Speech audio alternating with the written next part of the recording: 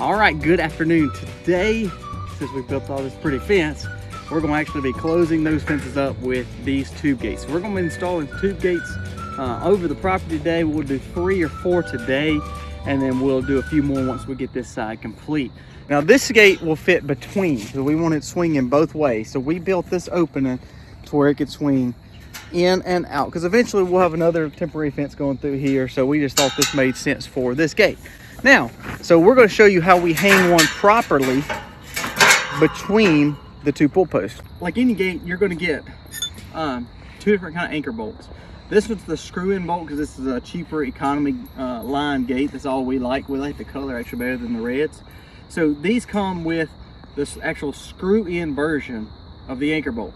Now most of them, if you remember our dairy area and also our entrance, we've got the full-on bolt that goes through the other side where you nut to the other side. So this one's a little bit easier to install, and that's the one we're going to be installing today. So when we talk about this, we're going to throw the chain and the extra one down. So what we do is we want to find out our measurement. So we know it fits in this hole with no issue whatsoever. Now this one's going to be a little short, but remember, there's no such thing as a 9-foot gate. So we needed to do an 8 or 10.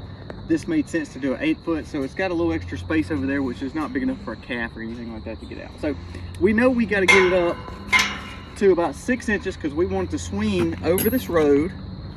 And then we know, of course, it'll swing inside here. So we want to get it up about 6 inches. So you remember the tool we used to actually do our barbed wire? We're going to actually hit this gate right below where that barbed wire is. So we're going to take a drill. Basically, I'd say that's probably a 1/2 inch head. We'll take a 1/2 inch drill, drill it out, put this first one in, and then we'll show you the next step of actually putting it on here, marking your next one to know you've got a good gate hole. All right, so that is a 1/2 inch bolt. This is a 7/16, so it'll be a little bit smaller. That way it'll give a good snug tight feel in there. So what we're going to do is actually go right under here, middle of the post, and start drilling. We've just drilled it out. Now if you were using the kind that go all the way through your post, which this is an 8-inch post, so you would have to have a pretty long bolt, but if you were using the kind that went all the way through, don't use a snugger size or a size smaller than your actual pin and your bolt. You want to use a size bigger, so that way that'll go straight through there. Then you can tighten it because it's going to be using a nut and bolt basically. Where this, you want to make sure if you're screwing this one in, you're in a screw style, you want it a little bit snug. And then what I do is I'll take a hammer, hit this in, give it a good little tight snug, and then I'm just going to take a monkey wrench or a crescent wrench and just spin it all the way in.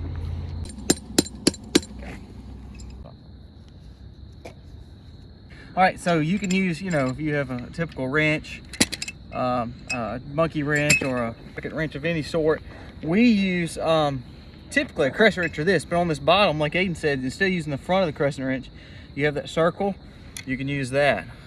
The circle really comes in handy to where you can just spin it all the way in. Now again, I've got the hole already done, so it's not really hard to actually spin it in, but it does keep it very snug, so that way it won't let your gate ever kind of lag. You don't want your gate being too loose. So if you would have got this hole too big and drilled it out too much, then here you go, you're gonna have a lagging gate. So the best thing to do is drill your hole smaller to where you can go in easy, but not so easy that this gate's gonna fall off.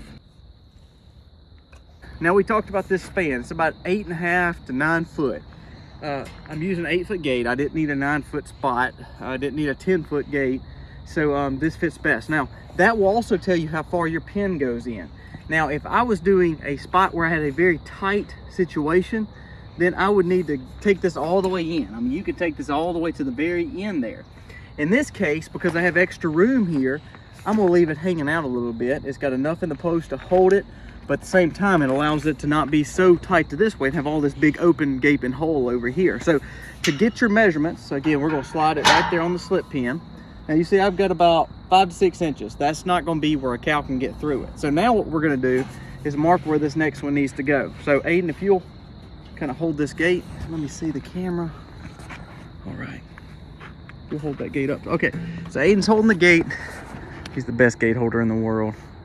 All right, so you see this one's there. And then basically what we're gonna do is come up here, get the measurements, and you know that's where you wanna be. So what I always tend to do, just like we did, we just use the tools that we have. So we're gonna come back with the drill and just do a mark basically there. So we're gonna be right above here, and we're just gonna basically just pop it. So that way we kind of know where we need to be. Now, you want to unloosen this and move it off, because basically where some people set these, I want to show you. Some people set these to where they're so easy able to take off. Now, if you're in an area where you got to remove your gate, put your bolt this way, just like that. And that way you just pop your gate up and you're done. But if you're in an area that you're trying to keep people out and cows in, and it makes it easier to not, or excuse me, harder to not get off, then you need to put it like it's supposed to be. So it's going to fit right in there in that hole there. We'll loosen this up, tighten it back on there.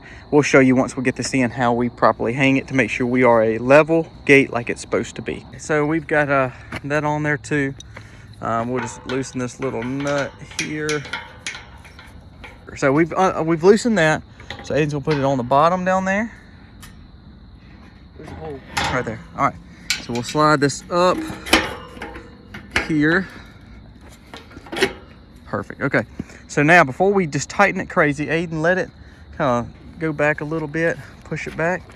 All right, so now let's see if we're level before we start tightening up everything. So, all right, you see it's leaning just a smidgen this way.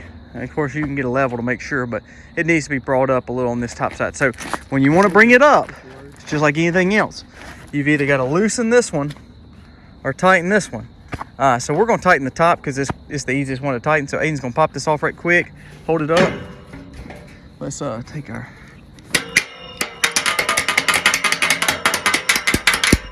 All right. Now, we tighten the top versus loosening the bottom. Let's go back on here. Lean a little bit, there you go. All right, perfect. So we're not gonna tighten that up yet. All right, let it go, swing it back. All right, let's see if this looks more level. Man, I think that looks pretty good. We could probably go just a tad bit more, but that's very good. So you see, now if I wanted this to be snug, and say I needed more room on this side, I would screw these all the way in. But like I said, we don't have to, because ultimately we have the space to do it. So what we're gonna do is I'm gonna tighten this one up just a tad bit more. Again, tightening the top helps bring it up. Lowering, loosening the top helps bring it down. Same way here for stabilization on the bottom. If I'm trying to balance it up instead of using the top, which I like using the top to be honest with you, but the same way, it just works opposite. If you're trying to push your bottom out, then you want to make sure you're loosening the bottom. If you're wanting to bring your bottom in, of course, and letting the top drop a little bit, then you need to tighten the bottom. So I like working from the top though, because it's the easiest and I can get my wrench without hitting the ground. All right guys, so there we go. So the last thing we had to do was actually tighten this here. That way it's not moving anywhere and you've got a perfectly hung tube gate. Hope this video helps, and hopes it helps you to install a tube gate. They're really not hard to install at all, but sometimes we just need a refresher to make our gates look really good for our cattle. All right guys, hope you enjoy this video. If you're not subscribed to the Max, we do a lot of how-tos, but more than that, we spend time as a family together, vlogging and sharing life on our farm. God bless. Happy homesteading, y'all. Happy homesteading, y'all.